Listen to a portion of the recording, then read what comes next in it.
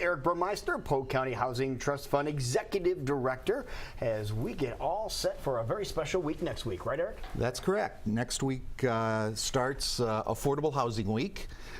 This will be the third year that the Trust Fund has sponsored activities in the community to help raise awareness of the need for and the importance of safe, stable, and affordable housing for people that live in central Iowa. Well, how does the safe, affordable housing affect like economic and health concerns and education? How does it affect all that? Well, funny you should ask. We that is sort of our focus. It isn't sort of. It is our focus this year, which is that housing is foundational for so many things that we in this community think are important. So one of the things that we know is that we're concerned about the health of our residents, and we're concerned about improving the health of our residents. Medical people will say we're talking about improving health outcomes. Okay. And so you hear that a lot now in terms of the Affordable Care Act and the accountable care organizations and that sort of thing. And one of the ways that you can begin to improve health outcomes is by looking at issues within the family that are what they call upstream. And one of those, and one of the most important ones, is housing. So where do you live? And never thought about that before. Yeah. And so, is your house making you sick? Is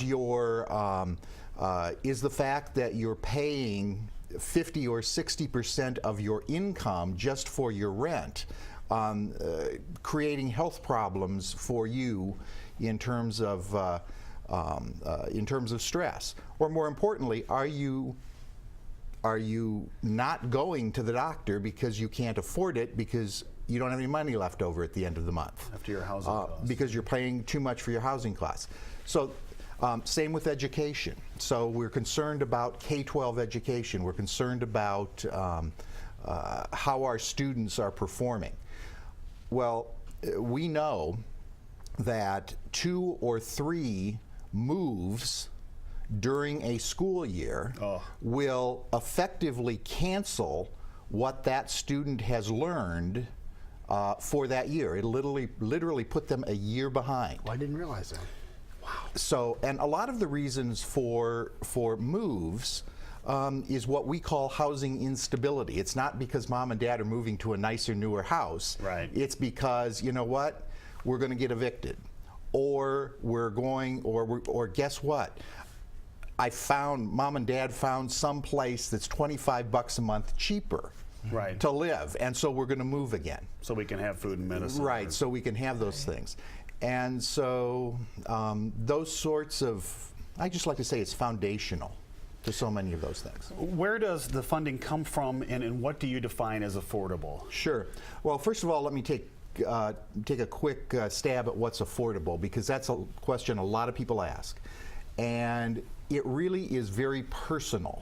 So what's affordable to you may not be affordable to me, or may not be affordable to someone who is in our service workforce. Right. So what we do is we define it by a percentage.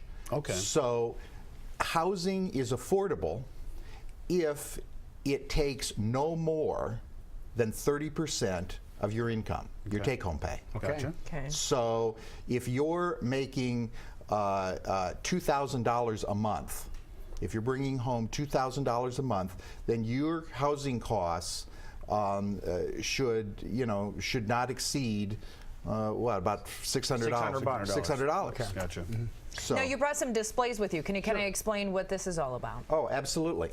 Like I said, it's Affordable Housing Week, and one of the things that we have done now for 3 years is a design challenge to local high school students to design affordable housing. Okay. And what you're looking at are entries that have been received. In fact, we have about 22, I think, this year from all over the region, from different students from different schools, who actually designed a house based upon a real life / fictional family. Right.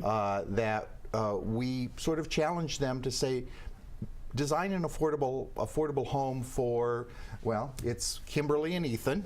You guys might remember these from last year. Oh, yeah. I think you remember these when you got I still your own have mine pictures. hanging up. Yeah. Yeah, okay. Well, this is the family this year. It's a single mom who is back in school for her nursing degree and her young son.